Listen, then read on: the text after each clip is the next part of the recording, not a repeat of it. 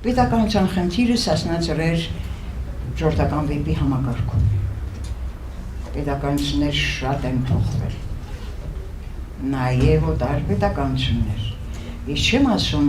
օտարի բռնատիրություն եւ մեր պետականության կորուստ, դրա մասին չխոսք։ Եվ եթե դրա մասին է խոսքը, ես 91-ն էր Մարգարիտ ջան, 90 Նուբարաշենի դեպքերը, ինչևէ ուրեմն Կիևում էինք միջազգային փառատոնի Եվրոպայի ՅՈՒՆԵՍԿՕ սիոֆեկոչում կազմակերպել, եւ ես այնտեղ զեկուցում ունեի բանաստեղծությունը մտածողության առանձնահատուկ համակարգ եւ Սասնա-Ծռերից նաեւ բերեցի որպես այդ մտածողության համակարգային առանձնահատկություն, որ այն ժողովուրդը, ով էպոս ունի, նշանակություն չունի, քանի 100 տարի սեփական անկախ ինքնիշխան պետականություն չունի։ Եթե նա էպոս ունի եւ պատմում է թեկուզ մրոտ օճորքի տակ, էպոսը իրավաբանական ստատուս է այդ ժողովրդի համար։ Այդ չի նշանակում ինքը պետականություն չունի, իսկ եթե հակացուցված քաղաքական մակարդակի ցեղախմբերի կամ ժողովուրդների դաստված բոլորը մեզանից ավելի առաջ քաղաքակրթվել, որտեղ անքաղաքակիրթների հետ ահավոր է, ես Աստծուն աղաչում եմ, որ քաղաքակրթվեն, մեր չցանկալի, անցանկալի, մենք էլ իրենց անցանկալի ժողովուրդներ կամ ազգեր կամ ցեղեր մինչև այժմ չգիտեմ, ուրեմն մանավանդ այդպիսի դեպքերում, երբ իրեն հակացված քաղաքակրթական նվաճողի հետ գործ ունի, հատկապես այդ դեպքում ինքը իր համար բացարձակ ու բացառիկ արժեք է Սասնա-Ծռեր։ Նաև դրա համար է պատմել։ Եվ երբ որ ասի, որ այն ժողովուրդները, ովքեր պատմում են էպոս եւ էպոսը իր առջև դնում լուծում են առաջին հերթին դժվարագույն պետականության խնդիր, այլևս ինքը դե ֆակտո, դե յուրե խնդիր չունի, ինքը պետականություն ունի տվյալ ժամանակ 300 տարի, 400 տարի, 600 տարի, ինչպես գիտեք, ինքը ունի պետականություն եւ ինքն է թելադրողը եւ ոչ այն բռնապետությունը, որի տակ ինքը կա։ Սասնա-Ծռերի պետականության մոդելի հիման վրա պատկերացրեք դահլիճի ոտքի կանգնեց ծափահարից։ Նաեւ իսլամ ազգերը։ Էլ չեմ ասում Հարավսլավիա 47 թե 50 երկիր էր մասնակցում, էլ չեմ ասում Բուլղարիա, Հարավսլավիա, ովքեր թուրքերի, ես թուրքերի անուն չեմ տվել, տիրապետությունը գիտեք ինչ էր, թաթար սելջուկյան մոնղոլներ եւ այլ բոլորը Եվրոպայի սիրտահասակ, ոտքի կանգնեցին, ծափահարեցին։ Այսինքն այդպես ինքնահաստատվելով ես հիմա ձեզ ասում եմ, որ եթե ես ասում եմ պետականության խնդիր, ես նկատի ունեմ մենակ Սասնա-Ծռեր։ Մի երկրորդ դեպք էլ պատմեմ, սրանք կողմնորոշվելու խնդիրներ են, ոչ թե կեսագրությունից փայլուն հուշեր չեմ պատմում։ Ուրեմն մի 2 տարի առաջ Երևանում նորից գիտաժողով էր միջազգային, կովկասյան ազգեր էին եկել եւ հատկապես օսետներ, ալաններ, ում հետ դուք գիտեք մեր Արտաշես մեդիա առիթով որքան սերտ առնչակցություններ կա, խորենացի, ալանած դուստեր, սաթենիկ եւ այլն եւ այլն։ Ուրեմն իրենք ունեն էպոսներ, այնտեղ կան նաև չշփոթեք բուլգարներ, այդ հյուսիսկովկասյան ազգերից են եւ դրսինները այդ հյուսիսկովկասյան ազգերի էպոսները շատ ավելի լավ գիտեն, Հայաստան չեն իջնում եւ Հայաստանը այդ Սասնա-Ծռերը այդքան լավ չգիտեն, պատկերացրեք ինչի մասնագետներ կան գերմանացի հենց այդ գիտաժողովին մասնակցում էր։ Եվ ահա, այդ երկրորդ միջազգային գիտաժողովին ես հենց այդպես էլ սկսեցի։ Ժողովրդական վեպը իր առջև դնում եւ լուծում է մի շատ դժվարին, բայց իր համար առաջնային խնդիր, պետականության խնդիր։ Եթե ինքը իր առջև չի դնում եւ չի լուծում պետականության խնդիր, ինքը վեպ չէ։ Անցյալ անգամ տեսակ չէ, ինչ բերան բացեցի Վագրենավորի մասին։ Պետականության խնդիրին դեռ դրվել չի։ Ուրեմն Օսետ ակադեմիկ տարեց մի մար դոկտոր նауկ եւ այլն ֆոլկլորիստ, դեպասագետ, իրենց էպոսի մասնագետ, շատ նեղվեց ելավ ամբյոնից ասում է այդ ինչ եք ասում գազվաժարուսակ, այսինքն եթե էպոսը իր առջև չի դնում եւ չի լուծում պետականության խնդիր էպոս չէ, ես ասում եմ իմ 7 էպոսի հիմքով, ես այլ էպոսների հետ գործ չունեմ, համատական էպոսագիտությամբ չեմ զբաղվում, սա լրջագույն պատճառ ունի սա, որ ես չեմ զբաղվում այլ էպոսներով, գիտեմ, բայց չեմ զբաղվում, իմ 7 էպոսը սա է ապացում չասեմ, բա մենք ինչ ասենք, ասում եմ, ասեցի դա ձեր խնդիրն է, ինչ ուզում եք ասեք, եւ ահա, սրանից ես սկսում եմ պատմել, ուրեմն, ինչու եմ ասում 7 էպոս, պատմագրությունը եւ բացառապես 5-րդ դարի հասցրել է մեզ, առաջին հերթին իմ Աստված Մովսես Խորենացի, Հայկ ու Բել, Տիգրան Մեծ կամ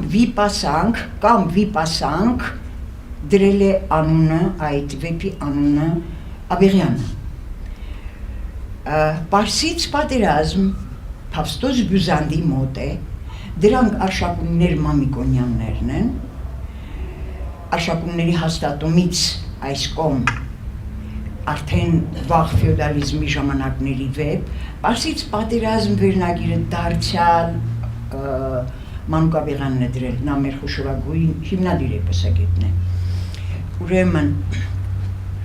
նա ինքսի հիմք է դրել, որ ով որ նրան վիճարկում է, այդ հիմքով է վիճարկում։ Մեծերի մասին խնդրում եմ այսպես մտածել։ Եթե դու նույնիսկ իր հետ բանավիճում ես եւ ճիշտ հակառակ տեսակետն ես ապացուցում, մեծն է քեզ իրավունք տվել, քո հիմքը ինքն է դրել։ Մեծերի մասին խնդրեմ հարգանքով։ Ուրեմն, եւ Պարսից պատերազմ Փավստոս Բյուզանդը անշուշտ Խորենացին ունի։ Ոնց կարող է պատահի Արշակունիներ Մամիկոնյաններ ինքը, եթե սկզբից մինչև իր օրերն էր հասցնում։ Բայց մեծագույն աղբյուրը Փավստոս Բյուզանդն է եւ ասեն, որ բացառիկ վիպասած է Փավստոս Բյուզանդը։ Այստեղ ես ընդհատեմ եւ ձեզ մի շատ ինձ բացառիկ հարազատ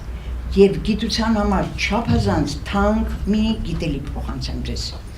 Երբ որ մենք ասում ենք, որ մեր բանահյուսական, բանավոր ժառանգության գրառումները Եվրոպայում սկսվեց 1835 թվին եւ Գերմանիայում եւ իբր Գրիմ եղբայրներով, դրանց առաջ Էստոնիայում 28 թվին եւ Խաչատուր Աբովյանն էլ խենթենալիք ակտիվ մասնակից այդտեղ հավաքում էր, այսինքն թողնան լավ, լինի Եվրոպայում եւ 35 թվին, հետո էլ մենք մի քիչ ուշ դարա վերջին Գարեգին Սևանյանով ոչ, բոլոր ժողովուրդների դեպքում եւ հայ ժողովրդի դեպքում ապացուցված գրառումները բանավոր ավանդական ժառանգության մեր թվարկությունից առաջ է սկսված, հենց Գիլգամեշն էլ վերցրեք, սեպագիրը մոռացեք, բանավորից է սեպագիր դարձել։ Մեր 5-րդ դարը բարեղ։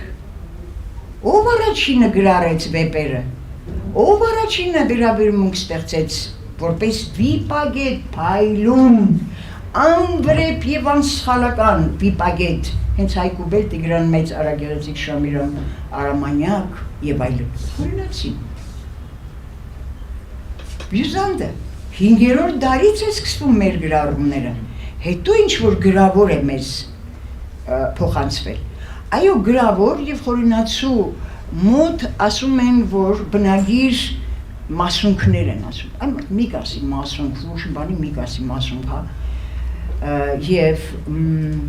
ես ձեր ուշադրությունը հրավիրեմ հենց թեկուզ այդ բնագիր Վահագնի երգ կլինի, Հայկ ու Բելի զրույց կլինի, ճակատամարտ կլինի, ճակատամարտից հետո կլինի, ավանդություններ կլինի ճակատամարտից առաջ, ճակատամարտից հետո պատմված,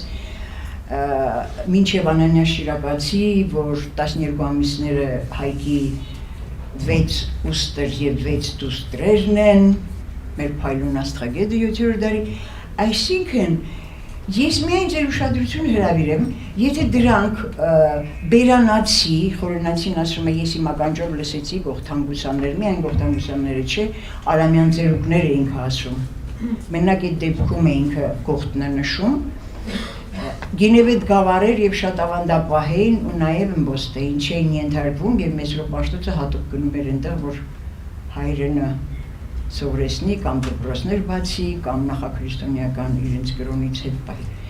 սրա համար գողթն է շատ առանձնահատուկ շեշտվում է ուրեմն եթե այդ բնագիր հատվածների մասին է խոսքը ես ձեր ուշադրությունը հրավիրում եմ այդ ինչ մակարդակի հայերեն է այդ հայերենը արդեն կար մինչև Մեսրոպ Մաշտոցի գիրը աստվածաշնչի փայլուն թարգմանությունը այդ հայերենը խորենացին ապացում է կար մի հատ Վագնի 7 տողը հիշեք փայլուն հայերենը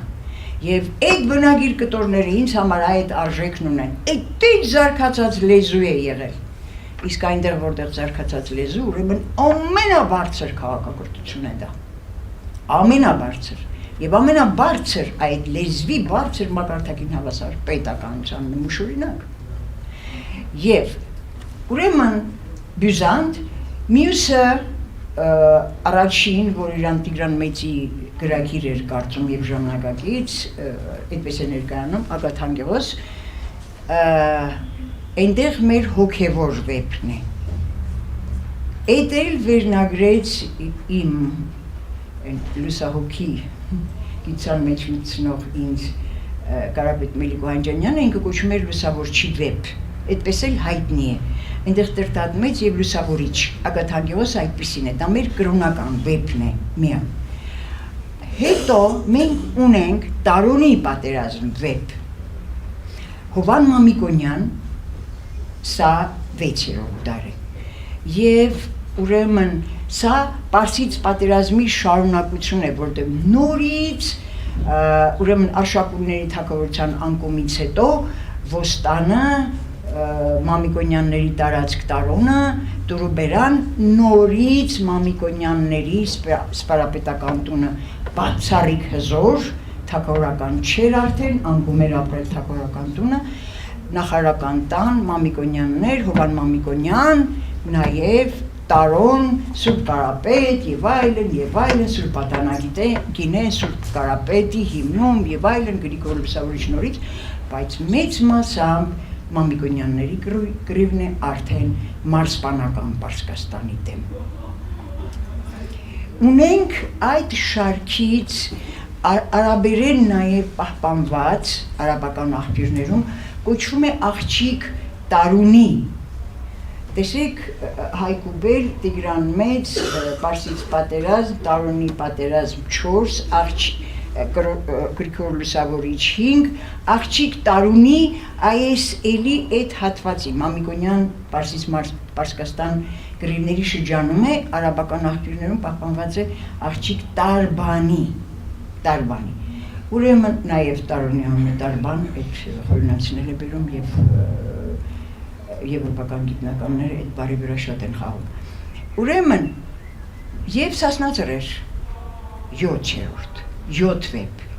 Վիպագիտության մեջ Աբեղյանից սկսած, բայց ոչ Աբեղյանի մեղքով, անցյալ անգամ էլ ակնարկեցի, դա համարվում է ուշ շրջան 7-րդը, սրանք այս 5 թվարկածները բոլորը նախորդում են իբր թե Սասնաձրերին եւ Սասնաձրերը ուշ միջնադար, որտեղ Բագրատունների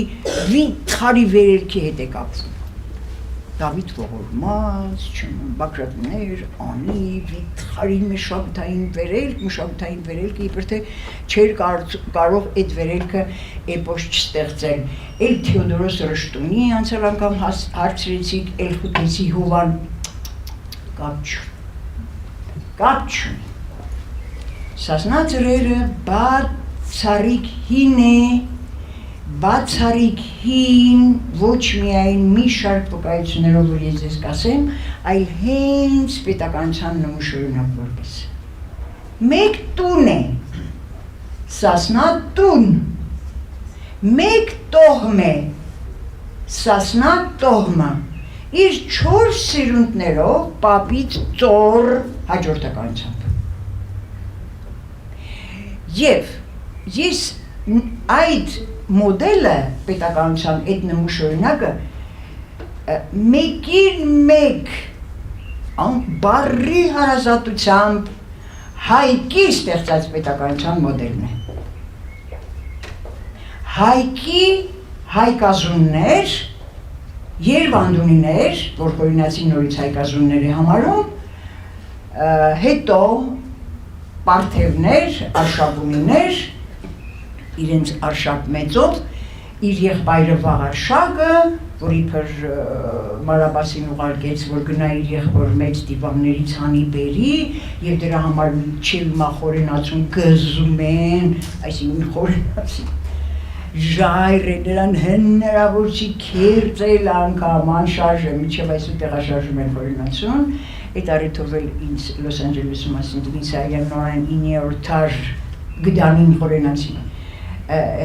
հաջիկ հերոստատեսային հարցազրույցից հետ ասեցի որևիցե, ես կխոսեմ խորենացու մասին, բայց մեկ նախադասությամբ ընդամենը կհարցնեմ, ինչո՞ր հանգիստ եք խորենացին 5-րդ դար է, այ Եվրոպա, Ամերիկա,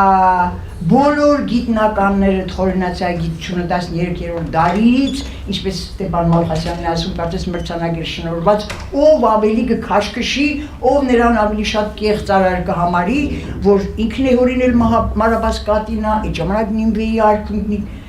արքունական դիվաններ չի եղել, որ Մարաբաս Կատինան հանի գնար ընդեից վերցներ սեփագիր արձանագրություններ ընթերցել բերել տալ Վրամ Շապուրին արշակունի և ինքն շատ երջանկանար։ Ներողություն Նինվեի մասին չի խոսքը։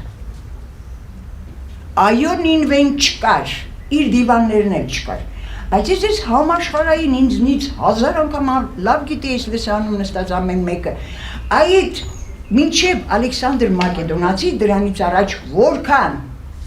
դար է նաև պարսիկն խորենացին ասում սա և ինքը էջներ կարող եմ ասել մի քանի անգամ է ասում գնում էին այդ դիվանները վերցնում էին թարգմանել էին տալիս հունարեն պարսկերեն և պահում էին արքունական դիվաններում նինվե դոր չլինի Ալեքսանդր Մակեդոնացու հիմնած դիվանը որտեղ է Իշկապ ունի նինվեն կործանվել էր այդ ժամանակ, թե չէր կործանվել։ Այսպիսի տարրական տրամբանական բաներ կան։ Ուրեմն, և խորենացին ինքը անցյալ ժամին ես ասի մի առիթ ինչու չեն սիրում խորենացուն կամ ինչու անհանգիստ են, որ ինքը 5-րդ դար է։ Ինքը իր մեկենասի հետ զրուցելով Սահակ Բագրատումի հետ ասում է, ես ինչպես կազմեմ ծննդոցը։ Հա հասկացանք, Սուրբ գրքով, սեմ կամ հավետ, մենք հավետոսյան ցեղ կամ թորքոմատուն, այդպես են կոչվում թորքոմահաբետի զավակներից, երեք զավակներից մեկը, բայց ես ինչպես կազմեմ, հենց այդ ծննդոցը մենակ այդ վահեց, սեմ կամ հավետ, կամ քուշ, ոչ մեկի մասին, ոչ մի տվյալ էլ չի պահել Սուրբ Գիրքը, մենակ մեկ ազգ, պարզ է, որ ազգը, ընտրեց, նստեցրեց ծնկանը, համարեց ընտրյալ, հիշատակելու արժանի, մյուսներին նույնիսկ հիշատակելու անարժան, այս երկու տողը վառում է։ Երկրորդը, խորենացին իր բերանով է ասում, և հենց առաջին գլուխներում, իմ հայկազունները ասում են։ Եթե պիտի Քրիստոս կամենար, որ ես աշխարհ գայի, ինչու ես իմ հայկազունների օրով չծնվեցի, և այս օտարների օրով, արշակունները իրենց համար օտար են, իր համար օտար էին, չեր թաքցնում, ոչ թե որ արդեն արշակունները չկային, թագավորությունը անգում էր ապրել, ինքն էլ կտրճացել էր, ոչ, ճշմարտություն է դա, ինչու Քրիստոսը չկամեցավ, որ ես իմ հայկազունների ժամանակ, Նիկոլայ Սադոնցը նաև մեկնաբանում է, ասում է, որպես քրիստոնյա եկեղեցական Քրիստոսին էլ իր հետ է բերում և ասում է, ինչու Քրիստոսը այդքան ուշ եկավ, ինչու հայկազուններից ժամանակ չեկավ, ես էլ ավելի շուտ, ինքն էլ ավելի շուտ գար, ես էլ այն ժամանակ ծնվեի շատ սիրում մեկնաբանությունը։ Ահա, հայկազունների թագավորության մոդելը, ոչ թե բաղցանքն է, երազանքն է, այս սա խորենացու համար եւ խորենացու ապացույցներով, անբեկանելի ապացույցներով ամենաբարձր մակարդակն է հայկազունների հիմնած պետականության նշույլնակ։ Նրանից դենը չի ընդունում խորենացին, արշակուններին չի ընդունում։ Ես միավոր չեմ, ինքն է գրում, օտար են իր համար, ինքը հայկազուն է ուզում։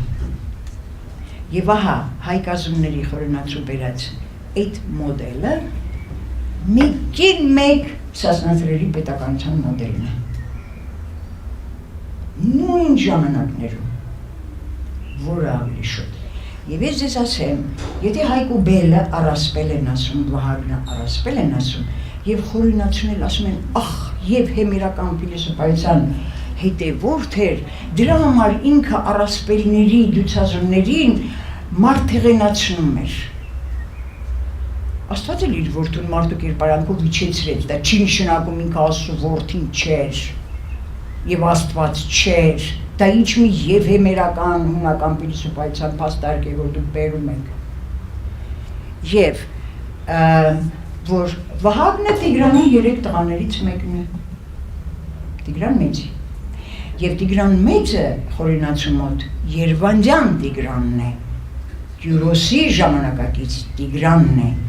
նայել է եղել Տիգրան մեծ, եւ ահա խորենացուն հայ պատմագիտությունը եւ օտարները նաեւ էլի կեղծարար որպես, որ ինքը ոչ էլ 5-րդ դարի, ոչ էլ մոտ ժամանակներից ինքը լուր ունի 9-րդ դարի, 10-րդ դարի, 11-րդ դարի եւ այլ, եթե մոտ ժամանակներում 5-րդ դարում լիներ այդքան շփոթ ոնց կարող եղել ինքը իրեն թույլ տալ, որ Տիգրան մեծ, Արտաշեսյան Տիգրան մեծին, Նիկոլոսի ժամանակակից, Գարգամելայի ճակատամարտ եւ այլն հանգարց տանի հասցնի Կյուրոսի ժամանակից։ Ոչ խորենացիս է ճիշտ։ Կգա պատմագիտություն եւ կապացի։ Երվանդյան Տիգրան մեծն էր հայկազուն։ Եվ հայկազունների հերթական շարքում է դնում խորենացին։ Ինչպես նաեւ Արամին, ինչպես նաև Արային, այդ շարք է, և որպես առիթը խոսքը տեղն եկավ ասեմ, դեզայն չթակցնեմ, ուրեմն խորենացին որպես վիպագետ, ինքը դալիս է 2 ֆանտաստիկ փաստացի բանալի և հայ իրականությունից, ինքը նշում է 2 գիրք, այդ 2 գիրքն էլ ավեղանը է հանգամանորեն ուսումնասիրել, մեկը կոչվում է հյուսումն պիտոյից, այդ պիտույքը այսօրվա պիտույքը չէ, գրենական պիտույք, այդ բառը ուրիշ բան է նշանակել, դա հունարենի հետ զուգահեռ գնացող հայերեն բառ է, չասեմ թարգմանություն, և մյուս աղբյուրը կոչվում է 4 հագներգություն, հագներգությունը ուրեմն ներբողերգություն է, հյուսումն պիտոյիցը հիմնված է ներբողյանների վրա, ներբողները, օդաները, աստված օրներգությունները, մինչև աղոտք, դրանք ներբողյանի ժանրի մեջ են մտնում, և ահա հյուսումն պիտոյից, գիտեք Մովսես խորենացին ինչ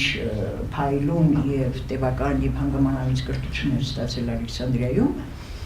և Մեսոպ Մաշտոցյալ պարթևն էին ուղարկել իրենց լավագույն 5 աշակերտներին, ուրեմն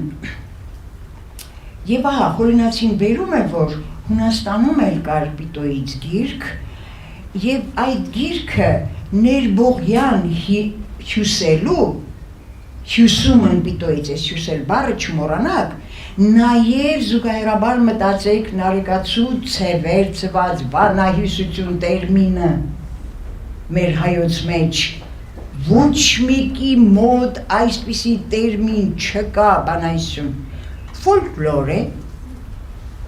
folk ժողովուրդ, լոր ստեղծագործություն, անգլերեն, որ տարածվեց ամբողջ աշխարհում, եթե ռուսներն էլ народная словесность, слово բառը կա, բայց ժողովրդական ոնց որ բառարվեստ լինի, կամ գուցե եւ թեկուզ ասենք սլովը բան որպես բանարվեստ, բայց բանով հյուսել, լայնագտավ ստեղծագործություն ինչպիսին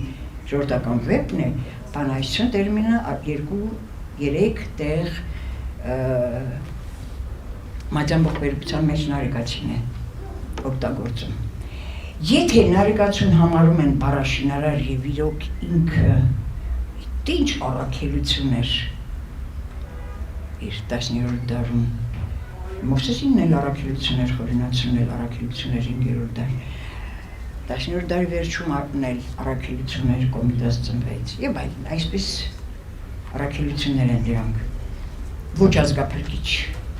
ազգի չի կործանվում որ փրկեք եւ որը մեկը թող իրան փրկիչ Երևակայի խնդրում է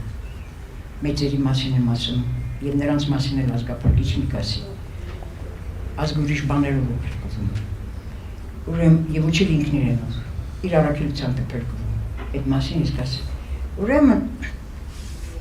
3 տեղ նարեկացին այդ բանայից բառը եթե ինքը նարեկացին նաեւ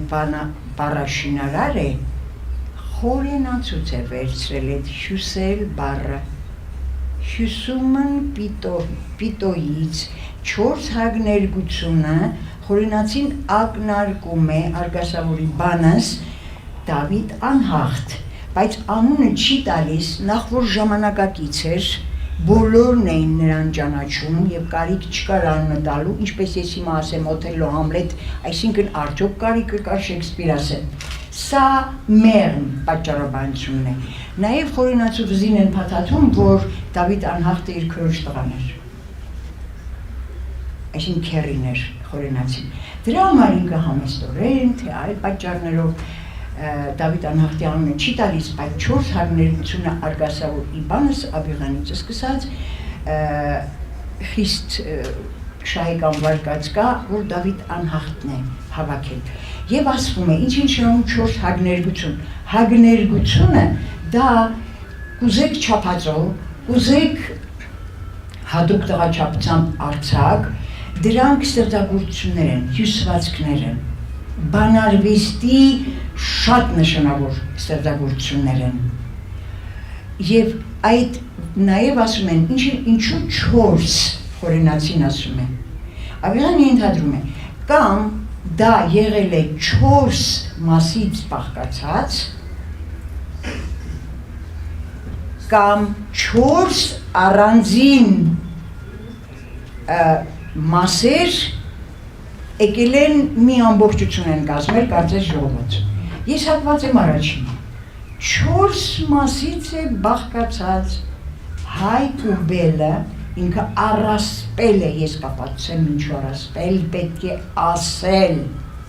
բայց Հայկ ու Բելը էպոս է,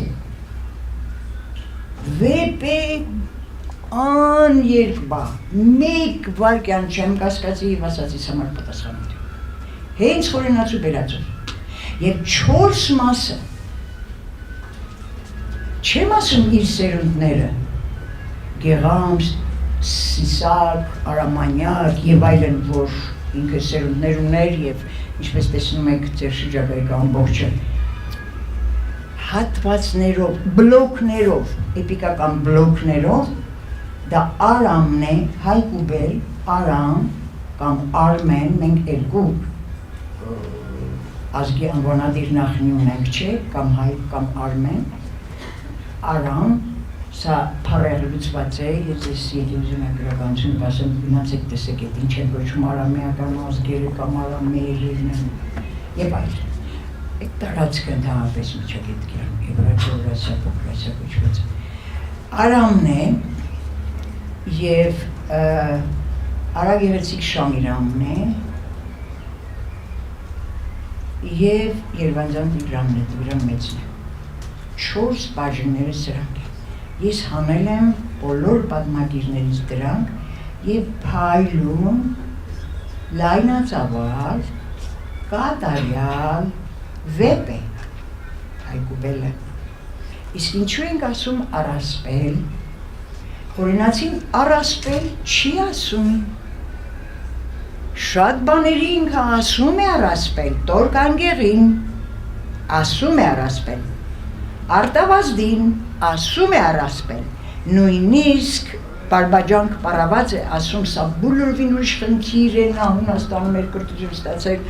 և նա արդեն առնչվել էր, խիստ էր շփվել, թեպետ 1000% հայեր մնացել ուրեր թար, ինչ էլ աներ 1000% հայեր և պերջ ու ողորկ արդեն Հունաստանում բնագիր չկար, մշակված տարբերակներն էին։ Հոմերոսն էլ բնագիր չի մշակված է։ Ձեզ հասած Գիլգամեշն էլ մշակված է, բնագիր չէ, բանավոր վեպ չէ,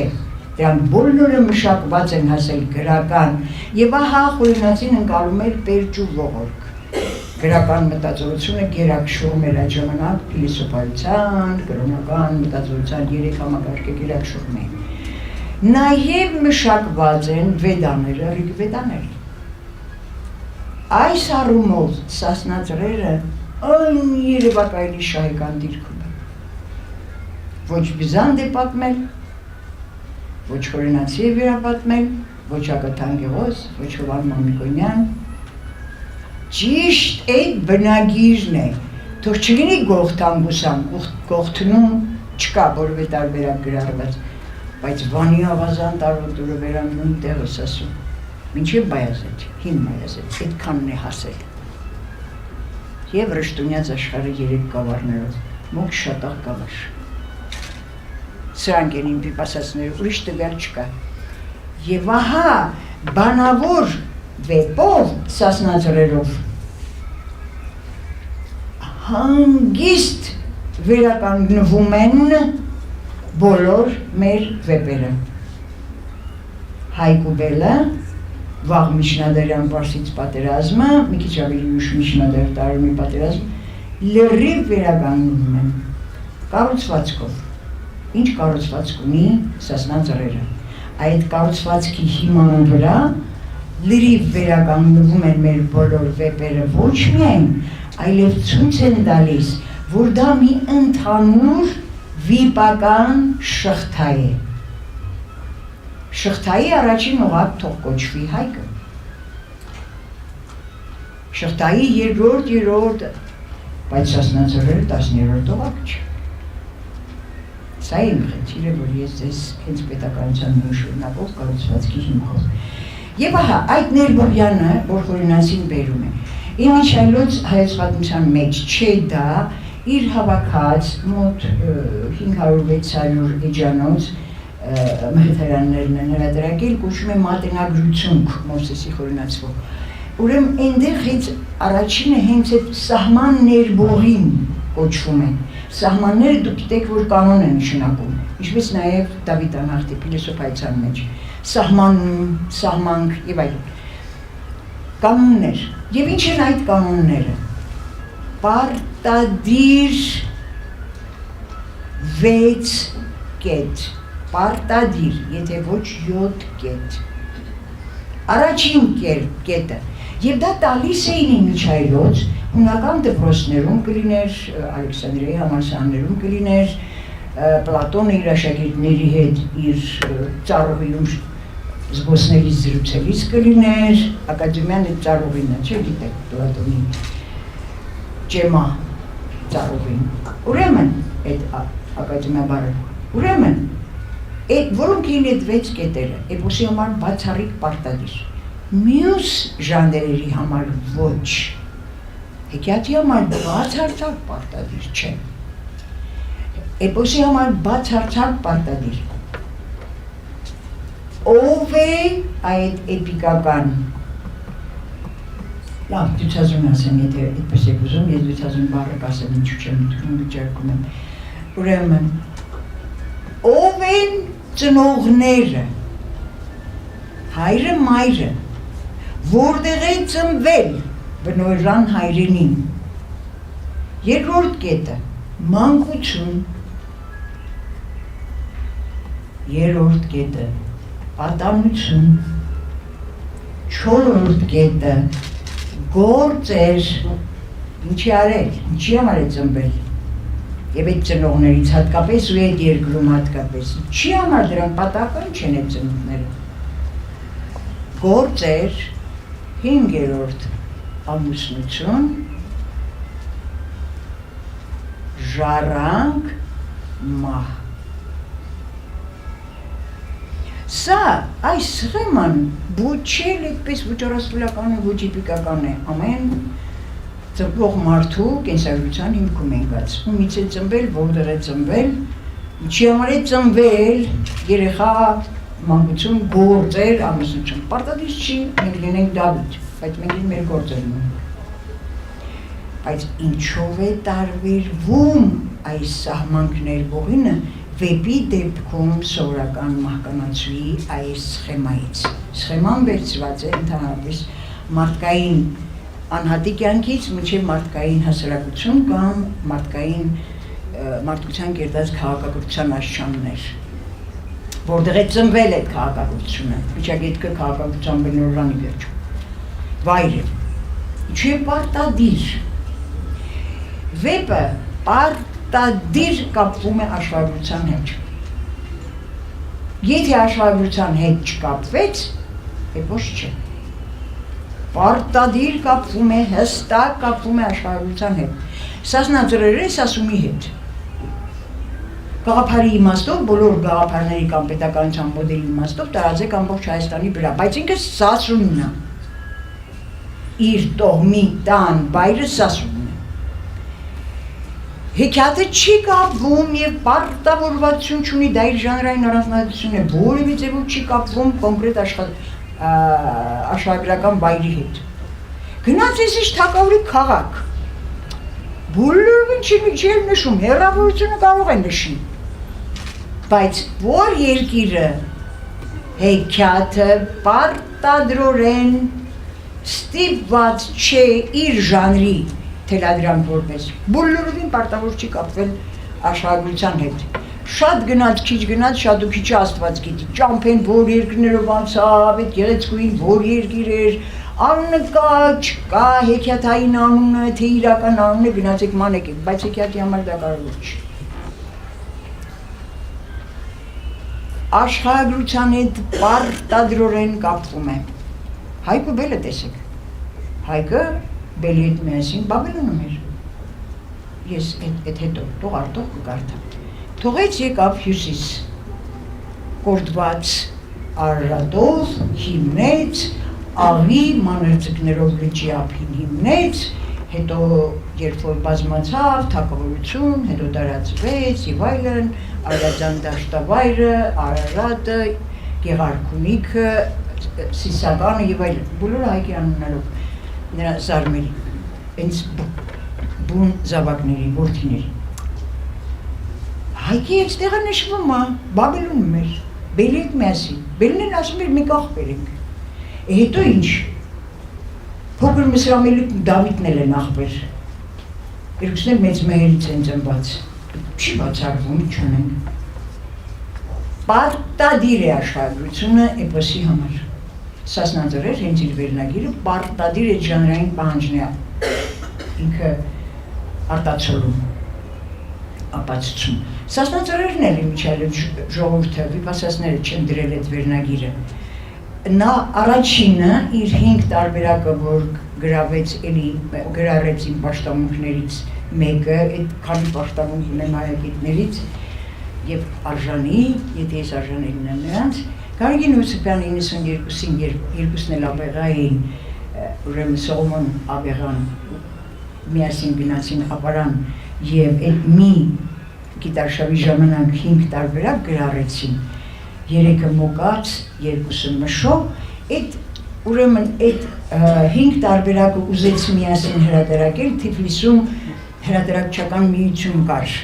հայկական, նրա արխիվը ամբողջ թանգարանում պահվում է, ինչ հրատարակել է, նա է հրատարակել Միչայլոց, բացի Մեղտարյանների վերնացուկ բացահրատարակությունները, զիջում է անշուշտ, բայց ուրեմն հրատարակչական կենտրոնն ընդեղ էր։ Եվ երբ որ հրատարակեց այդ 5 տարբերակը, 5 պատումը, փայլում մեկը մեկից,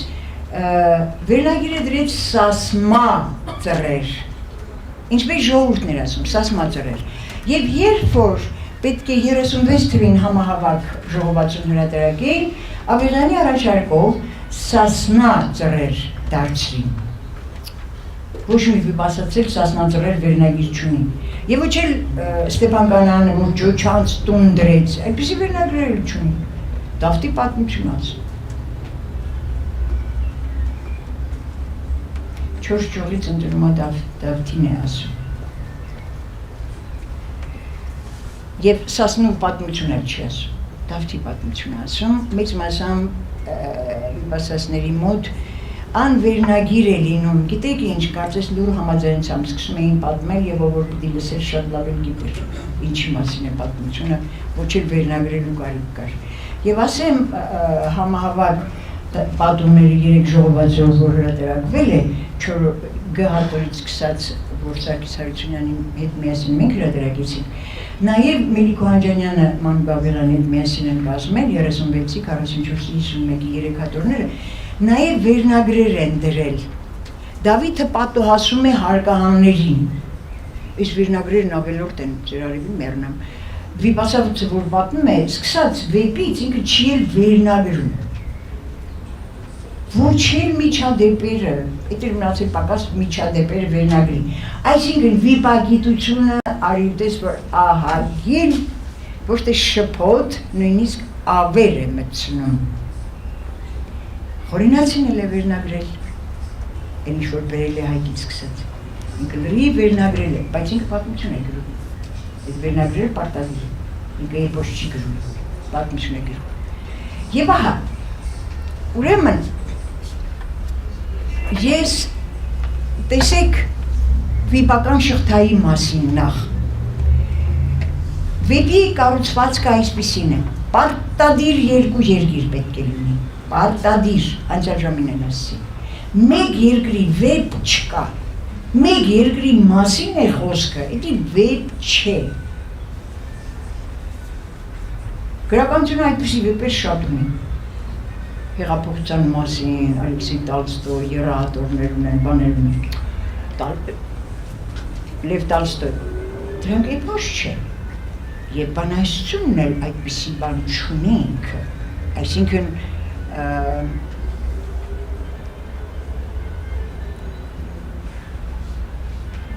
ըստ կառուցվածքի պահանջի 2 երկիրը պարտադիր են, օտար այլազգ, այս հասկանալի է, իր աղբեր կամ ցեղակից կամ հիմա որ ասում են քրիստոնյա ազգեր աղբերն աղբորը կոտորում է, դա էլ բարձում է ոչ մի շնորհություն չունի նույն կրոնին եւ նույնիսկ նույն ծննդաբանություն, սերնդաբանություն չասեմ ունեցող, նույն ծագումնաբանություն ունեցող, դա էլ կապ չունի։ Պարտադիր օտար այլազգ եւ այս երկուսը հետո է արժևորվում իր մի շատ գերակա գաղափարի տեսադաշտում։ Ուրեմն տարածապաշտ, նվաճող, բռնացող մի երկիրը սա է, հայրենապաշտ, ազատագրող, չնվաճող, որևէ մեկին ոչ ներսում, ոչ դրսում, այդ մյուս երկիրն է։ Անշուշտ ենթադրում եք, որ երկրորդն է Հայաստանը։ Տարածապաշտ, նվաճող, բռնատեր, հզոր, այդպիսիք միշտ հզոր են լինում։ Չմոռանանք ոչ բաբելական, ասորական, ոչ հունական, հռոմեական, որևէ հզոր կայսերապետություն չմոռանանք։ Նույնիսկ Եգիպտակ, փարավոններ։ Այդպիսին են նրանք լինում։ Մեծ տարածքներ, նվաճած, մեծ հարկեր, մեծ թալան, մեծ գերեվարություն։ Այս երկիրը էպոսի համար պարտադիր է։ Հայկի դեպքում Բելասորեստան մի հատ պատկերացրեք էդ ինչ է։ Սասնաձորերի դեպքում Բաղդադի խալիֆ կասեք, խալիֆայությունը շատ ուշ է մեջտեղ եկել, ավելի շատ պատումների իմիջելուց գերակշիռ մասը նաև ասում է Ասորստանի սենեքերի իմը, երբ որ եկան ծովինարին տանելու հարկի դիմաց, Ասորստանի սենեքերի իմը, մեր թվարկությունից առաջ 7-րդ դար։ Եվ գիտեք սեն Ասորստան Ուրարտու հարաբերությունները ինձնից լավ գիտեք։ Ուրեմն, առաջին իսկ միջադեպում, առաջին իսկ էջում, Սասնաձրերի եթե համահավաքը գիտեք և բնագրեր չեք կարդում, այն բնագիր տարբերակները վիպասասների պատմած, որ կոչվում է պատում, եթե վիպասասն է պատմել և գրառել են, ոչինչ չփոխելով, այդ պատում է կոչվում։ Ուրեմն եթե վիպասացի պատում է ու 4 ճյուղանի է, էլի այդտեղից է սկսվում։ Այն ինչ որ համահավաքը սկսում է։ Եվ ահա, հենց առաջին էջում էպոսը դնում է, երկու պետության խնդիրը դնում է,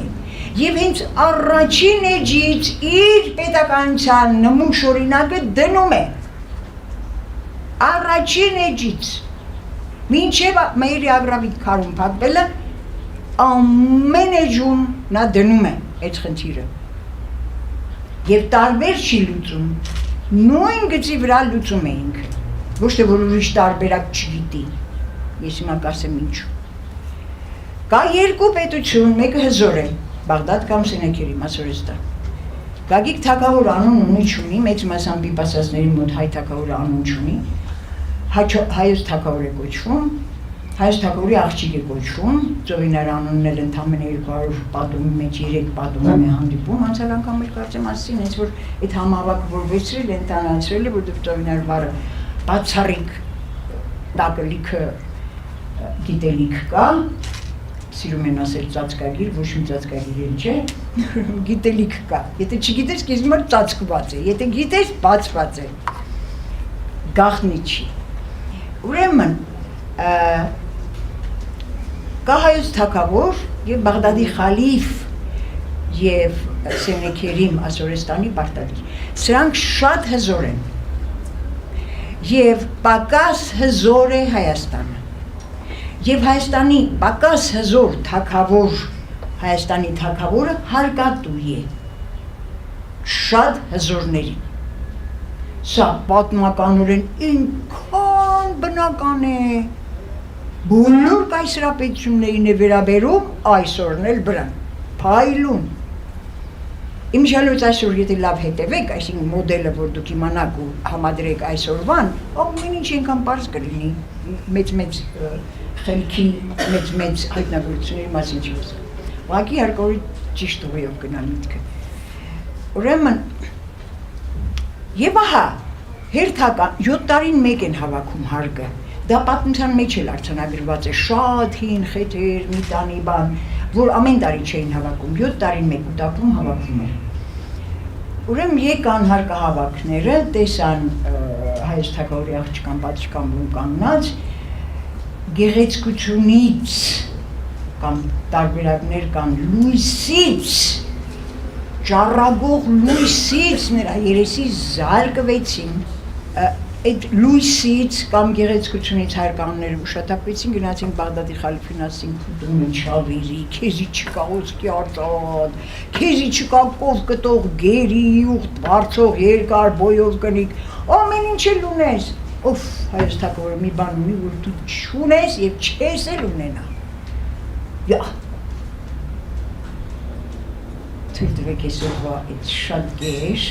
բայց շատ տարօրինակ բառն ասեմ։ Պատկերացրեք հաբրգած հզոր բռնատեր նվաճող տարածապաշտ Բաղդադի խալիֆ կամ Սենեքերի։ Ասում այդ ինչա որ հանգարց հայոց թագավորն է, ես չունենամ։ Մի աղջիկ։ Մենք տեսանք ուշաթափվեցինք, դու տեսնեիր կմեռնեիր։ Այդ մեկը հարեմուն եմ, բայց այդ մեկը չունեմ այդ տեսակ գեղեցկության, գնացեք բերեք։ Մինչև այստեղ, մինչև այս տողը, ընդամենը 10-12 տող է, առաջին էջն եմ դեռ պատմում։ Հայաստանը բացարձակ վեճ չունի աշխարհի հետ, բռնացողի հետ, տարածապաշտի հետ, բացարձակ դժգոհություններ չունի, ինչպես որ ֆիքսված է, որ նա զոր ու զոր ընդեղ էր, այդպես էլ ինքը պահում է ընթացքը, աշխարհի դրվածք է, Միշտ է այդպես եղել, մեկը հզոր կայսրություն, մյուսն էլ պակաս հզոր կամ ընդհանրապես անզոր եւ ընդհանրապես անպետություն։ Ինչ անենք, պատմական փաստ է, էպոսը պահում է պատմական փաստը։ Եվ ահա,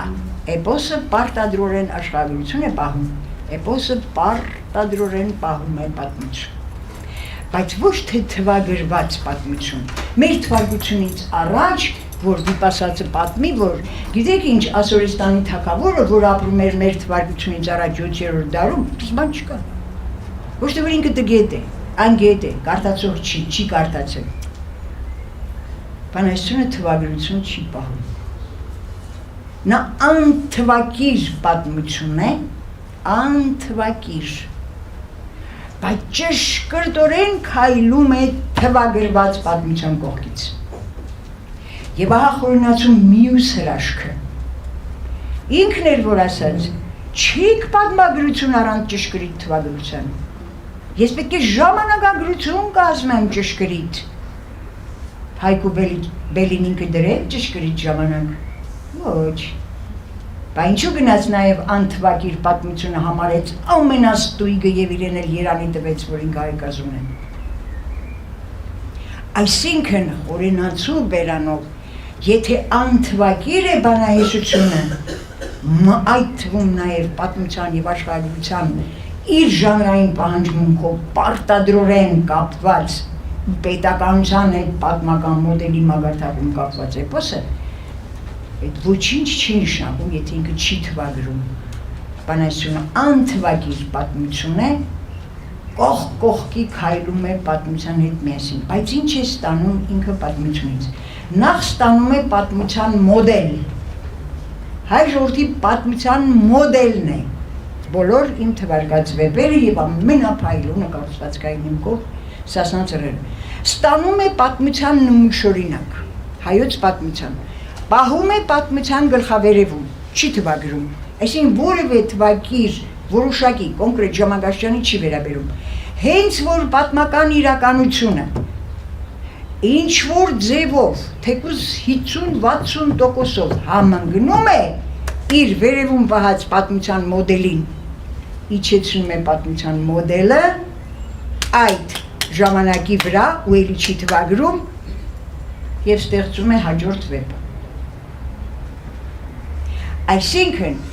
պատմության մոդելը նախորդում է վիպական մոդելին։ Վիպական մոդելը, պատմական մոդելը, երբ որ համընկնում են, նոր այն ժամանակ ստացվում է կատարյալ պետականության մոդել։ Երբ որ համընկնում են, պետք է համընկնեն։ Եվ ահա ես առաջին էջում ասում եմ, ինքը չի վիճարկում։ Եվ մենք էպոսագետ ունենք, որ ինքն էր վիճարկում հազարամյակների պատմած, ասում էր, ամերտ շետ բան կլինի, գնում գալիս է, սկսում է, Բաղդադի խալիֆ զորընդեղ էր, Գագիկ թագավոր հետ զորեղ չէր։ Ինչի ես դու թույլիցը սկսում։ Ես էլ մի ուրիշ հաբրգատություն է, գիտեք։ Այսինքն դու պետք է միշտ հզոր եղնես, քո պատմությունը ճիշտ հակառակն է ապացուցում եւ դու քեզ միշտ հաղթող հզոր ես կարծում։ Սա ընդհանրապես երրորդ դասանի մակարդակի տրամաբանություն է։ Վերելք վայրեջքի մոդել ունի պատմությունը, բոլոր ժողովուրդների դեպքում, այն ժողովրդի դեպքում բացառիկ ապացուցված է։ Մեր էպոսը սկսվում է պետականության վայրեջքից, պակաս հզոր։ Խորենացին ինչու վայրեջքից սկսում։ Հենց իր առաջին գլուխը, իր դաժան բանը, այսինքն թուրքեծակին կապած, անիմաստասեր մեր թագավորները, նախնիները ինչու գրավոր ճարտարագրեցին, եթե նույնիսկ մենք փոքր ածու ենք, մենք ոչ միայն խոսքով եւ իմաստությամբ, գործով, այնպիսի գործեր ենք արել, արժանի էր արձանագրելու, հետո ինչ որ փոքր ազգ ենք, Սասնացրերն էլ ասում, փոքրականակ ենք, այդ տարածապաշտը, բոլորի այդ ազգը չեն, ում նվաճելը համարում է իրա, տեսեք կայսրապետությունները, այսօր էլ աչքերը, Ամերիկայում զոհան, եւ բոլոր։ Ահա, եւ ահա, սա վայրեջքը բոլորովին չի նշանակում ինքը համարում է իր թույլ պետականությունը յետնյալ, ինքը արձանագրում է պատմության ընթացքը։ Հայաստանի թագավորությունը նորից վայրեջքի մեջ էր։ Հայկի ժամանակ վերելք, Արագեղեցիկ ժամանակ նորից վայրեջք, Շամիրամը տիրեց, չէ, Արամի ժամանակ վերելք, Տիգրան Մեծի ժամանակ վերելք, եւ ոչ մի պատմաբան չեմ հանդիպել, որ ուշադրություն դարձնի խորենացում մեկ նախադասության վրա։ Տիգրան Մեծ, չմոռանաք Երևանյան Տիգրանի մասին խոսում ինքը, նա նրան նկատի ունի հայկազում, ուրեմն ասում է Տիգրան Մեծը, ասում է ավելի մեծ վայր կարող է լինել որևէ պատմագրի կամ նույնիսկ այդ ազգի որևէ անհատի համար, քան նկարագրել Տիգրան Մեծի թագավորության ժամանակները։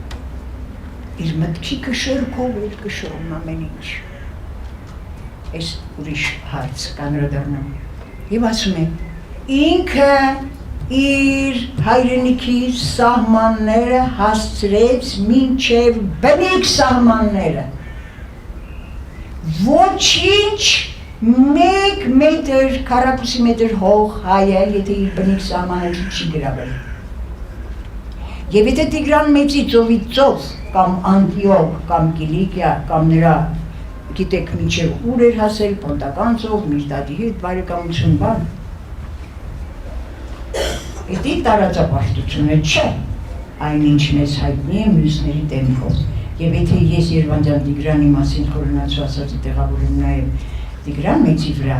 հասցրեց մինչև իր նախնյաց բնիկ սահմանները։ Ես կարողանում եմ իմ կարճ խելքով հասկանալ,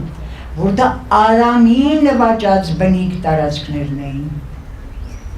Արամի նվաճումները ֆանտաստիկ են։ Արամ, արմեն, արամեական ազգեր։ Ես անցյալ անգամ էլ ասի, Կարմիր ծովը դեռ միջնադարյան եվրոպական պատմիչների մոտ կոչվում է հայոց ծով։ Ահա, հասցրեց մինչև իր բնիկ սահմանները, խորենացին մի մետր են կողմ չի ուզում։ Հիմա այդ բնիկ սահմանները քչացել էր Սասնաձորերի դեպքում, հենց առաջին էջում։ Եվ ահա, պատմության մոդել, վայրեջքի մեջ է Հայաստանը, վերելքի մեջ չէ։ Իր տարածքներից ահագին ինքը կորցրել է։ Ճապաղջուր, բան, որ տարբերակները կարդաք, դուք կտեսնեք մելիքը բատմանական մուրջ, բատմանաջուր, արզն, բան, այդ բոլորը կա, լրիվ արձանագրված է աշխարհություն, կորցրել է մեծ մասամբ իր տարածքները։ Վայրեջքի մեջ է։ Եվ ահա, ոնց թե ասում աղջիկս հարգի դիմաց։ Եվ այստեղ ես միշտ սիրում եմ ուսանողներին էլ, որևէ զեկուցման, դա երևի հաջող գտնված։ Էպոսը դնում են նժարը, պատմության, նաև պետականության, դնում են նժար, լծակը իր ձեռքը չի, ես ասում եմ իմ ձեռքը չի լծակը այնտեղ են կարգավորվում առաքելությունները ազգերի, որ ազգի ինչ առաքելությամբ է գալիս կամ գոյատել։ Հայոց առաքելությունը շատ սիրելի կարծեմ ասում։ Ուրեմն,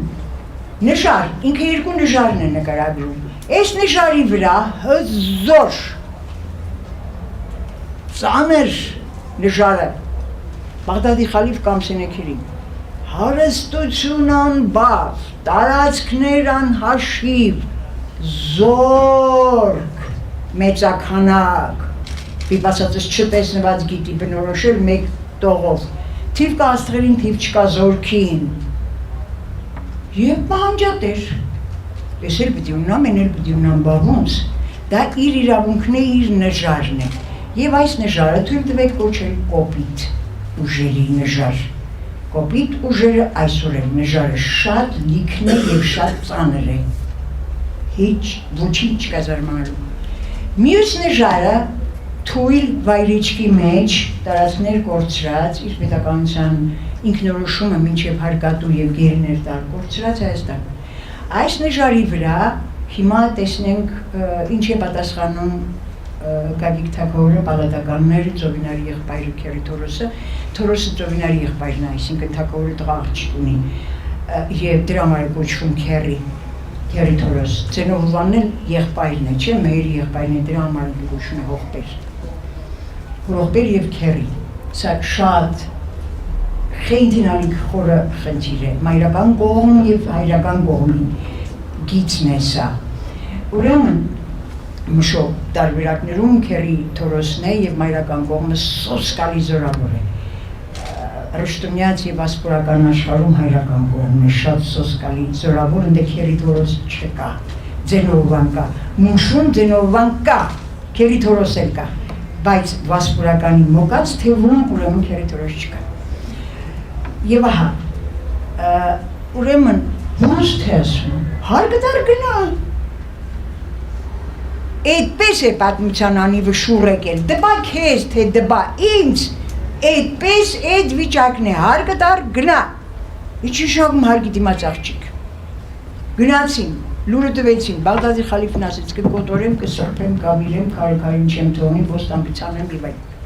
Եկան ասեցին, արի ցանի, արի ավիրի, բայց մի հատ հասկացի,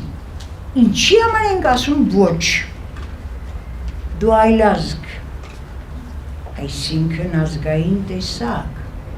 սա շատ բարձր գաղափար է, այդ նոյան տապանից է գալիս բոլոր տեսակները ոչ միայն մարդկային, այլև բոլոր բույսերի, ցեղերի, թռչունների, կենդանների, տեսակ պահեց, էլ ընտիր զույգերով պահեց, ազգային, դու այլազգ, դու այլագրոմ, ամբողջ գիտելիքը, տիեզերական գիտելիքը հիմքում աստղագիտություն, Աստված պաշտամունք, հիմա բազմ աստվածություն կլինի, մի աստվածություն կլինի, սայբուսը ոչ քննարկումով միջին է դակիրը։ Ուրեմն, պաշտամունք, դու ինչպես ես հասկանում տիեզերքը, տեսանելի տիեզերք և քո շրջակա բնությունն էլ հետը։ Այդ դրանով տարբեր։ Եվ հետո, դու կանացի գեղեցկություն ինչի ես փոխարինում ոսկի արծաթուղթերով, բեռներով, գերիներով, ինչ ա նշանակում, քո խելքը սիրել։ Ոնց ես դու դա հասկանում։ Այս նժարը նուրբ ուժերի նժարն է, թեթև, վերև, էսի կոպիտ ուժերի նժարն է, լիքը ծանր այսօր։ Բայց այս երկու նժարով, եւ զուգահեռ կանցկացնեմ Հայկուբելի, տողացի նույնն է քաղաքակրթական մակարդակների խնդիր է դնում եւ լուծում էպոսը։ Դու քաղաքակրթական այլ մակարդակ ունես, դա այլ ազգը չէ։ Գլխուս վրա թողարևը առաջ բոլոր ազգերի վրա ծակի հետո մեր ազգի։ Այլագրոններ գլխիս վրա գնա ինչ ուզում ես պաշտի։ Քո քաղաքակրթությունը ինձ համար անհասկանալի է։ Պատմության անիվը դպա քեզ է շուռ եկել, դու ինձ տիրել ես, ես քեզ հարկատու եմ, բայց դա ոչինչ չի նշանակում։ Չեմ կարող։ Մենք սոսկալի տարբեր ենք։ Քաղաքակրթական մակարդակների տարբերությունն է որոշողը։ Դա մակարդակները սոսկալի տարբեր են։ Հայկուբելի քաղաքակրթական մակարդակը բացարձակ իրար հակացուցված տարբեր մակարդակներ էին։ Եվ դա ապացուցվում է շումերների զիկուրատներից, այսինքն նրանց պաշտամունքային կենտրոնները, տաճարները, եթե ուզում եք ասել։ Շումեր թագավորները իրենց տունը պալատ չէին կոչում։ Տունը կառուցում էին զիկուրատի կողքին, շատ մոտիկ, Զիկուրատը աշճաններով էր բարձրանում, այստեղ ճարտարապետ կամաչում եմ ասել, բայց նկարը տեսել եմ, հականից կարտացել եմ, չեմ ամանչի տեսածս կասեմ, ուրեմն, և թագավորի այդ տուն կոչվածը պալատ չէին կոչում, եռակի ցածր էր տաճարի բարձրությունից, և շումեր թագավորը իրեն հայտարարում էր, ես թագավոր չեմ, Ես միջնորդ եմ իմ ժողովրդի և Աստծու միջև, միջնորդ եմ, ուղղակի ես պարտավոր եմ գիտենալ ինչպես պահել իմ ժողովրդի և Աստծու հարաբերությունները Աստվածահաճո, ով շումերների քաղաքակրթության վրա հեչ մեջտեղել չեն գալիս, բերանել չեն բերում, շումերների քաղաքակրթության վրա եկա Բաբելոն, և ինչ կատարվեց, թագավորի պալատը մի քանի հարկ բարձր տաճարից եւ բելը հաբրգավ իրեն հայտարարեց Աստված։ Ահա քաղաքակրթական տարբերությունը հայերի եւ այլոց մեջ չասեն, եթե քաղաքակրթություն սկիզբը շումերներն են։ Տեսեք սկիզբը, մոդելը տեսեք եւ շարունակությունը տեսեք։ Բաբելոն եւ Ասորեստան։ Այս նույն այս Աստծու հետ կռիվ անելը, Աստծուն հետով խփելը մի ավանդություն էլ կա, բերի մասին ժողովուրդն է պատմում, ասում է այնքան ամբարդ ավանացավ բելը, որ ասաց ես հիմա նետո աղով Աստծուն երկնքից ցած կբերեմ։ Ձեն չանեցի, հիմա էլ ձեն չենք անում, որ ասում եմ մենք բան շզարմալի չի, և նետո աղը դեպի երկինք, դեպի Աստված 3 կաթ արյուն կաթած։ Բրավո, ծապ, կեցե, բելը սպանեց Աստծուն։ Մարդկության գրագույն երազանքը բելները, բելի Աստծուն սպանելն էր։ Այսինքն այս վիճակը, բայց ինչ, բերի տակին ժպտաց Աստված, ձուկ էր պահել նետի դիմաց։ Եվ 3 կաթը, գիտեք ձուկը այդքան էլ արյունաշատ չի, 3 կաթը ձկան արյուններ, բայց ես ձեզ բացատրեմ, ինչ որ իզոտիրիկա է կոչվում, գալիս էր արդեն ձկան 2000-ամյակը, բելը արդեն 4, 5, 600 տարի առաջ դեզիրքը նախապատրաստում է այդ անցումը, գալիս էր ձկան 2000-ամյակը, էլի 300-400 տարի է, այս ֆեմինիզմով, կնիկների փեշերը կշտած վիճակով նախապատրաստեց այդ ձկան 2000-ամյակը, որ արական սկզբի նշանի տակ էր, հիմա անցել է ջրհոսի 2000-ամյակ և կանացի նշանի տակ է, նախապատրաստեց 400 տարի առաջ, ինձ որ շատ միք ոգևորվի, այ կանանց ազատություն տվող կազմակերպություններ, ձեր ձեռքը չի, և այ 3 կան ձկան, այս ավանդությունները ժողովուրդը պատմում է, և ահա բացարձակ դեմ է Հայկից, սկսած բացարձակ դեմ է պալատը, այսքան վերև հեքիաթների մեջ մի հատ պարտադիր արգել կտեսեք, հա սուպրայես գտել, փայտ ես գտել, կախարդական ինչ-որ բան ես գտել, պալատ ես կառուցի, բայց հանկարծ, որ Թագորի պալատին հավասար ես կառուցել, վիզդ կկտրեմ։ Թագորին կարելի է Աստծու պալատից ավելի բարձր, բայց սովորական քաղաքացիությունում իսկ հրաշագործին ոչ։ Այսինքն այս բարձր ցածրը ամենտեղ շաղետված ավանդությունների մեջ հեքիաթների մեջ է։ Եվ ահա Բաղդադի խալիֆը չի հասկանում եւ չպետք է հասկանա, եթե նա հասկացող լիներ, արդեն այդպեսին չպետք է լիներ տարածապաշտ նվաճող կոպիտ ուժերի տիրակալ։ Եվ սպառնացող կոպիտ ուժերով զորքս հավաքեմ գամ, սասում վարեմ տեղը բոստանցանեմ արի։ Եվ ահա, ապշելու լուծում, չեմ դա աղջկաս, քերետ օրս կկոտորվենք չենք դա, վարդապետն է միշտեղ գալիս ասում, ձեր խելքը ինչ խելքա, այսինքն ազգովին, որ ելնեք այդ Բաղդադի կամ Սենեկերի դեմ կռիվ, կկոտորվենք ազգովին մի աղջկա պատճառով, ընկնենք բոլորի մեղքի տակ, ինչա թե այդ աղջիկը թագավորի աղջիկն է, էս էլ չանցավ։ Թագավորը սոսկալի մտահոգ, տարբերակներից մեկը ասեմ, պատումներից, կանգնած էր պատուհանի մոտ և վերջին կարոտով նայում էր իր երկրի սահմաններին, ծովինարը մտավ պալատ, ասեց աղջիկս, տեսնում ես այդ զորքը քեզ համար է եկել, եթե դու չգնաս կնության, ավիրելու է երկիրը, հայրիկ ասաց, ես եմ որոշելու, եթե իմ մասին է խոսք, զորքը ինձ համար է եկել, չէ, ես եմ որոշելու, ոչ մեկը, նույնիսկ դու, այսինքն եթե ես քո աղջիկն եմ, աղջիկ արելի, կռիվ կանենք, սաղս կկոտորվենք, հա, ոչ, ես եմ որոշելու, ես գնում եմ կնության, բայց Բաղդադի խալիֆին լուր տուր իմ 3 պայմանն ասա, և ահա այս թեթև նժարը, նուրբ անդեսանելի ուժերի նժարը, ավելացավ 3 պայմանով ծովինարի։ Ինչ նշանակում այս դեպքում թույլ պետություն եւ հզոր պետություն, ենթակա եւ գերիշխող նժարների մասին է խոսքը։ Ասեց չի կենակցի ինձ հետ 7 տարի, 40 տարի, 3 օր, 7 օր, 3 ամիս, 7 ամիս, ինչ թիվ ասես կա պատումներում։ Իր բալադի կողքը պալատ է սարքելու, ինք առանձին ապրելու ես առանձին։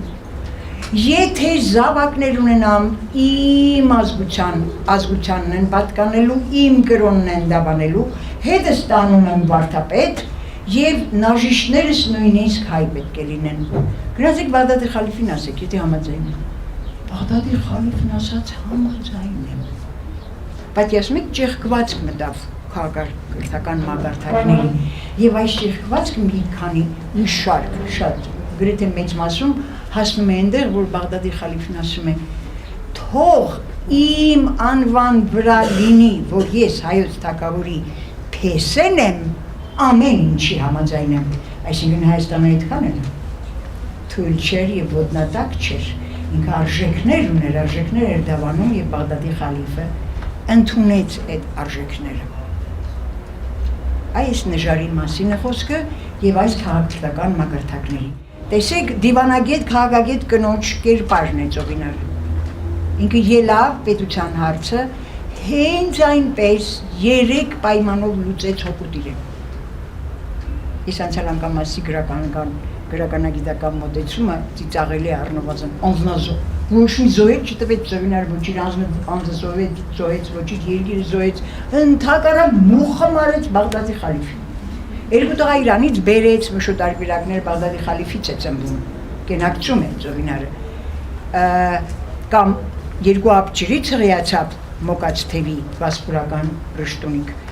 նշանակություն չունի, ով ելավ Սասնատունը սարքեց, այսինքն ծովինարն ինչ անձնազոհ, քաղաքագետ, դիվանագետ կնոջ կերպար։ Հայկի դեպքում Բաբելոն, երկիր որպես, Տիգրան Մեծի դեպքում Կյուրոսյան, Պարսկաստան, հզոր Աքեմենյան։ Անցյալ անգամ ես խոստացա, որ կպատմեմ, ուրեմն քսենոֆոնի Կյուրոպեդիայից մեկ դրվագ, Տիգրանը, ինչպես եւ Տիգրան Մեծը գիտեք 40 տարի պատանդ էր Պարսից արքունիքում, դա շատ ընդունված եւ պատմական փաստ է եւ բիպական բացառիկ կայուն մոտիվ է։ Դավիթը եթե որբ է ու մեծանում է բանում, դա պատմական փաստ է։ Երկու Տիգրանները խոդրսում, ենել 40 տարի։ Դավիթը գոնե մինչեւ պատանի դառնալու դրթատներով, բոլորով, հունաց թագավորների մոտ, հոնդական թագավորների մոտ, պարսկական եւ այլն։ Եվ ահա Երևանյան Տիգրանը Կյուրոսի հետ տարեկից է եւ նույն Պարսից պալատում է մեծանում։ Այնպես է լինում, որ Կյուրոսը տիրում է Հայաստանին, անկախությանը, այսինքն նորից այդ տարածապաշտ, հզոր կայսերապետություն է, Պարսկաստանն էլ Աստված տվեց չխնայել միշտ է հզոր եղել, Պարսկաստանի դեմ այսօր էլ խաղ չկա եւ ուրեմն Տիգրան տիրում է Հայաստանին, սա պատմում է քսենոֆոնը, որ ինքը Հայաստանի վրայով, ինչպես գիտեք, ես գարեջուրի բաների այդ գովազները կան այդ ճանապարհը Հայաստանով է անցել, առաջին անգամ ընդեղ են խմել գարեջուր եւ այլն, ընդեղ են տեսել երեսբաց կանայք եւ շատ հավասար նաեւ գեղեցկուհիներ, որ պատասխանել են իրենց 2-3 լեզվով, հունարեն էլ, պարսկերեն էլ, իրենց հետ զրուցել, բացի գարեջուր խմել։ Ուրեմն ասում է Կյուրոսը գահին նստած փառահեղ քեղագույն պալատում եւ հարցնում է հայոց թագավոր գերեվարել տարել է հայոց թագավորին իր կանանցով, զավակներով, Տիգրանն էլ իր դերատի կնոջով նստած է գահին եւ ասում է հայոց թագավոր ինչ կտաս որ ընտանիքը չգնա գերության։ Դրանք այդ ժամանակներն են, անցյալ անգամ ես ասի պատերազմները կրոնական չէին մինչ քրիստոնեությունը կամ մինչ 4 համաշխարհային կրոնները։ Դրանք թալանի, ավերի, գերիների, ստրուկներ, աշխատուժ տարածք նվաճելու առիթներ են եղել, բոլոր պատերազմները ոչ մի կրոնական չեն եղել։ Ուրեմն ինչ կտաս, որ ընտանիքը չգնա գերության, ստրկության։ Հայոց թագավորը Տիգրանի հայրն ասում է թագավորությանս կեսը։ Կիրոսը հավանում է պատասխանը։ Կանայք էլ ներկա են թագուհիները։ Տիգրանին է հարցնում, Տիգրան, իսկ դու ինչ գտաս, որ դերատիկինդ չեր թագերության։ Տիգրանն ասում է կյանքս։ Կիրոսը երկուսի պատասխանը մանավանդ Տիգրանի շատ է հավանում, ազատ է արձակում, ասում է քո թագավորության կեսն էլ չեմ ուզում քեզ մնա, վերադարձեք ձեր երկիր, դուք արժանապատիվ մարդիկ եք։ Երբ որ վերադառնում են կարգի մեջ, Տիգրանը հարցնում է դերատի կնոջը, դերատի բառը առնվազն 12, 13, 14, 15 տարեկան աղջիկն է, այն ժամանակ վաղ էին ամուսնացնում։ Ասում է Փարահեղ էր Գիրոսը անանք չէ, որտեղ Վարդան հայրացունուց են վերցրել արմդահայերեն, շարունակեմ այդպես։ Ասում է, ես անոր չտեսա Արամազդը դիմ, կինն է պատասխանում, Տիգրանի կինը։ Ասում է, հավավորում գնայր, ինչպես թե Տիգրան Գիրոսը չտեսար տուն, քահը, բալադը, ամբողջ Փարահեղ, արքունիքը, Հավավորուն գնայիր, որ Գիրոսը չտեսար։ Միայն անոր, որ սավկյանքս կուդամ, որ կինս չեր թագերության։ Արամազդը դին։ Չլիներ Տիգրանի պատասխանը Գիրոսին, երբեք Տիգրանի կինը այդ պատասխանը չեր տա Տիգրանին։ Իրար պետք է արժանի լինեն։ Ծովինարը պետք է արժանի լիներ իր հոր թագավորական պալատին այդ պատասխանը տալու համար։ Այդ դիվանագիտությունը, այս Տիգրանի դերատի կնոջ պատասխանն էլ խիստ դիվանագիտական է։ Խիստ քաղաքակրթական մակարդակի եւ սա բերում է Քսենոֆոնը ու շատ մեծ հրճվանքով է բերում թեպետ իր գիրքը Գյուրոսի փառաբանություն եւ Գյուրոսի կեզարության մասին։ Եվ ահա այստեղով, այսինքն ավանդություն կլինի, մի փոքրիկ պատմած կլինի, նույնիսկ հեքիաթները, որ այդքան թափառիկ են ասում սյուժեներ, մոտիվներ, հեքիաթները, մանավանդ առաջ ասացվածները բոլոր ժողովուրդների բանաստան մեջ, կարծես այնպես է, որ մեկը հորինել է, մի ժողովուրդ, մյուսները ուղղակի թարգմանել են իրենց լեզվին, մեկին մեկ են։ Միևնույն առանձնահատկությունները ուղղակի ճչում են քաղաքակրթական է տարբերությունը։ Տեսեք հազարու մի գիշերը Շեխերազադեի, այդքան արևելք, այդքան էլի գրական մշակման ենթարկված է միջավայրից բնագիր չէ։ Հայ ժողովուրդը պատմում է հավատարիմ անհավատարիմ կնոջ մասին հեքիաթ։ Անհավատարիմ կնոջ մասին պատմում է 4 տող։ Որ թագավորն ասեց մարդուց սպանի, այդ որ գլուխը դրել է ծնգանդ ու դու այդքան սիրուն ես, բուս ես տալիս, էլի լույս է տալիս։ Այդ լույսին են գալիս թագավորն ու իր վեզիրը գլխ փոխած զգեստապող։ Սպանի, ես քեզ կտանեմ իմ պալատ կանեմ թագավորին։ Դե ամեն սպանում այդ կնիկը։ Իր սիրեցյալ ամուսնուն։ Եվ դրանից է, որ Ռաշիդ Ալ-Հարունը, որ ինտերության մեջ ինչքան կին կա, սրի, քաշեք, բոլորն են անհավատարին, մորիցս սկսած կինս ապացուցված։ Եվ ահա վազիրի 300 տարեկան հայրը ասում է տարինց թագավորի մոտ, որ սրի քաշելու հրաման է արձակել կանանցից եղավ, 4 նախադասությամբ անհավատարիմ կնոջ հաշիվը վերջացնում է հայ ժողովուրդ հեքիաթ ասածը 5, 6, 16 չպատմում է հավատարիմ կնոջ մասին։ Ու նորից այդ բարձր քաղաքակրթական մակարդակ։ Նա արձանագրում է, որ եւ գիտեք ինչ է վերնագրում, կինել կա կինել։ Արձանագրում է իրականությունը եւ պատմական փաստ, բայց իր չափանիշը, իր չափացույցը, իր կողմնորոշումը, իր ընդունած եւ անդավաճան ու մինչեւ վերջ ընդունած քաղաքական մակարդակը չի դավաճանում, ինքը այդպես է։ Իդեպ ես ձեզ հետ ուզում եմ կիսել, որտեղ պաշտելի լսարան է, ուզում եմ կիսել իմ մեկ գիտելիք չասեմ, երևի ասեմ մտմտուկ, որտեղ ես շատ եմ մտմտում եւ այդ ուղղությամբ փաստեր հատկապես եմ հավաքում եւ փաստերը շահեկած եմ։ Այսինքն ստացվում է, որ բոլոր ժողովուրդների դեպքում, մեր դեպքում ցավոք, ցավալիորեն է ապացվում, որ ինքնորոշվելը շատ ավելի հեշտ է։ Դա նշանակում է ազգային ազգագրական կռիվ։ Զենքաջած սահմանյուրյանց եւ հետո եթե հայրենապաշտը եւ ազատագրող է էպոսի երկրորդ երկիրը, ինչի նշանակում ինքնորոշում, այսինքն պարտադիր պայման է, պիտի գնան։